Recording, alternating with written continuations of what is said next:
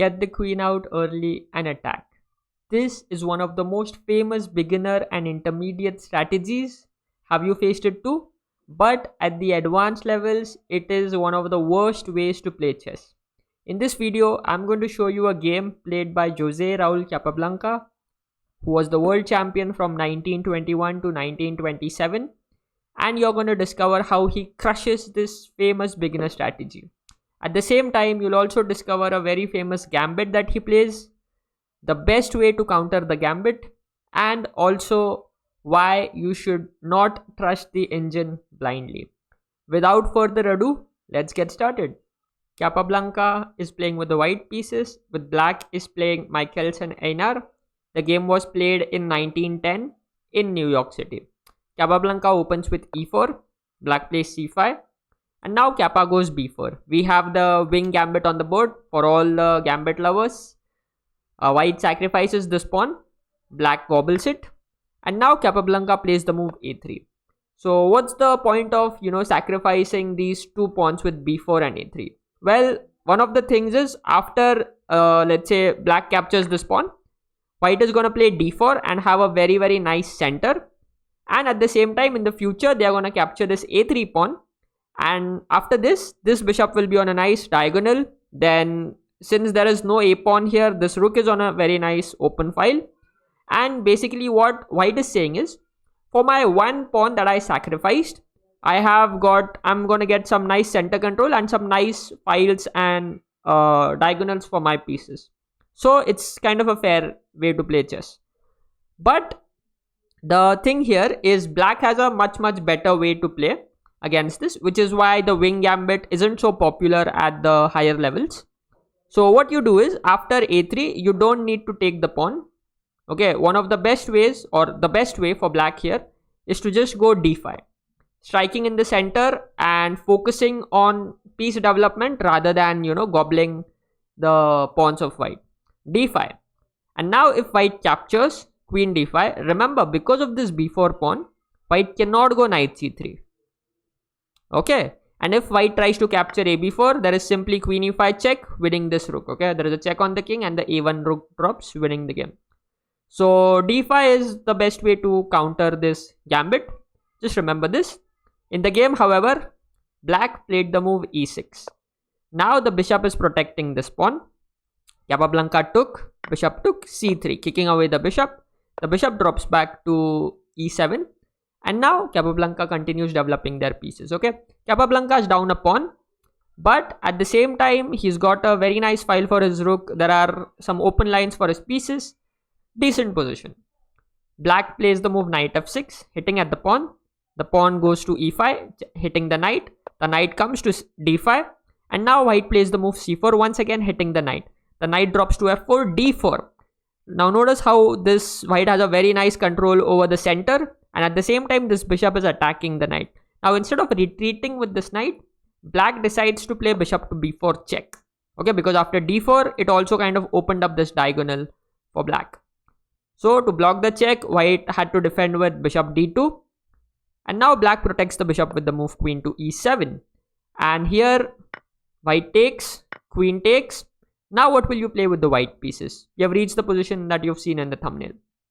Try to pause and think. Okay, so in this position, the engine recommends you to play a move that is very hard for, let's say, a good player to make. The engine says you want to play the move queen to d2.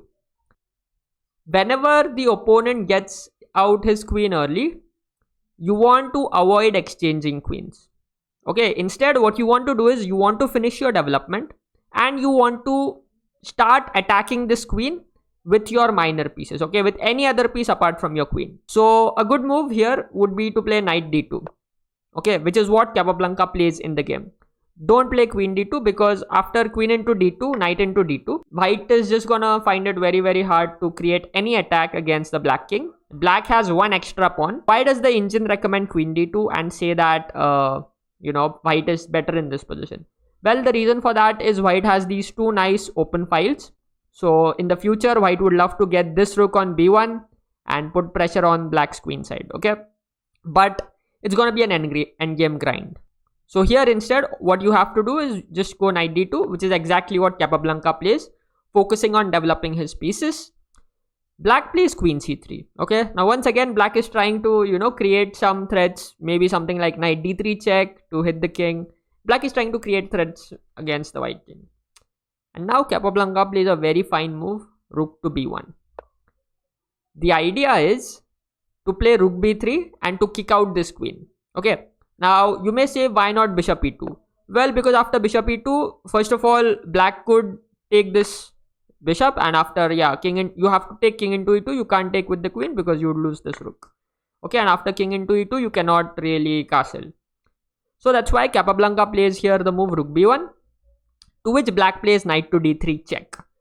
Now, of course, you take this knight, the queen takes back, and Capablanca goes rook b3. See, once again we have that strategy in action. If the opponent's queen is out early, you start to attack it. Develop your pieces, start to attack it. The queen drops back to g6, hitting the pawn. What do? You castle. You defend this pawn and you get this rook in the game, and at the same time you make your king safe. Black plays f5, and now here what do? You want to open the position so that it is possible for you to create an attack against the king. Okay, so this is why in the game Capablanca plays ef6, gobbling the pawn.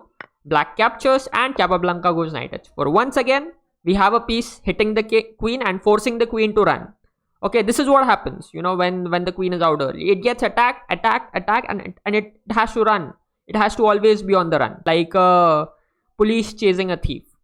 Queen h6 happen, rook h3. Once again, the rook is keeping an eye on the queen, and once again the queen very soon would have to run from that h6 square. Black plays rook g8, putting the rook on a semi-open file. And now white brings the knight into the attack. Okay, knight e4. This knight is looking here, looking to d6. It's looking a little dangerous. And now there is one very interesting point to note before I move further. Anytime black goes queen g7, white doesn't have to worry about the checkmate here, because this knight also defends this g2 pawn. Black plays the move d5, striking at the knight.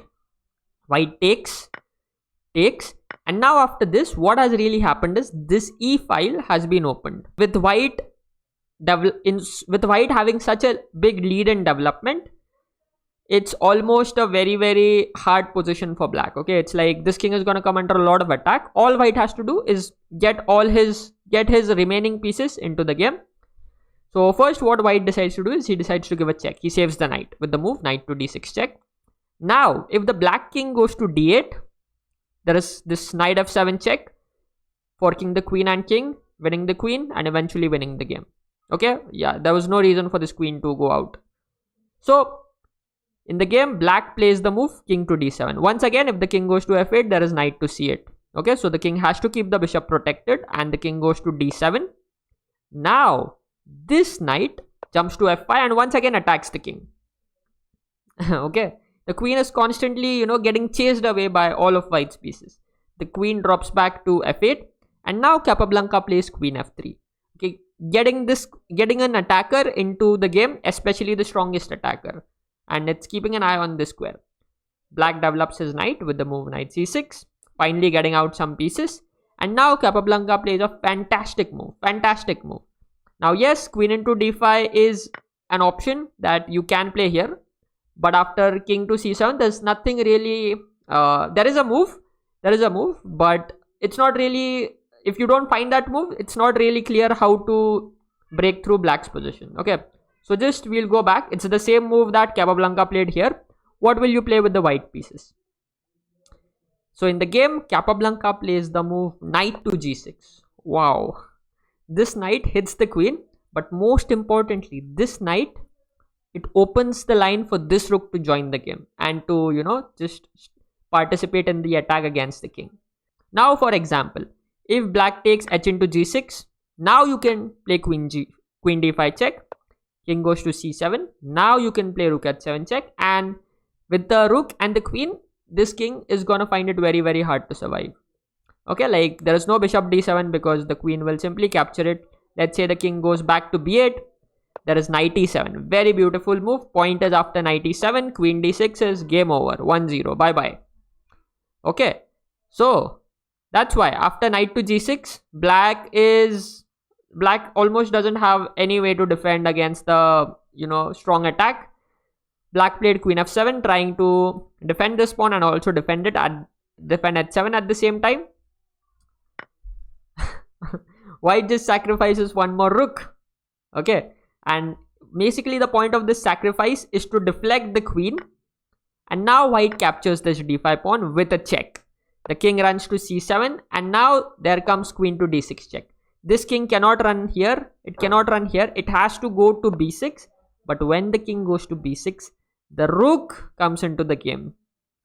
And now this queen and rook, they are the ones who are going to lead the attack. Black plays king a6, trying to somehow find safety, but it's almost impossible. Queen to a3 check, knight a5, and now there is just a very, very nice way to finish the game. If you want, pause the video and think. So white plays the move, queen to d3 check, and after queen to d3, black resigns. Because the king is almost checkmated, you have to give up the pawn.